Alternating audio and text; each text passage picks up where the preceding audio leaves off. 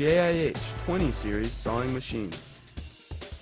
When the foot switch or double hand switch is pressed, the machine will perform material clamping, cutting, and spraying lubricating oil automatically. The built-in saw blade raises up to cut the material and also allows cutting with single or several materials simultaneously and safely. Enable 45 degree cutting performance. Easily and quickly fix cutting angles.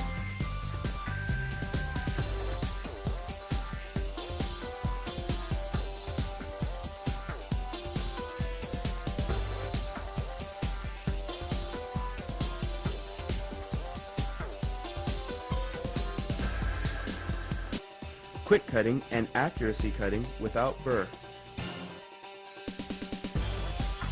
Independent cylinder with linear guideway for up and down material pressing.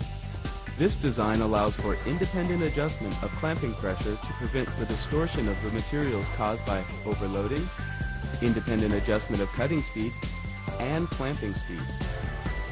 The clamping system could compact and stable press the material.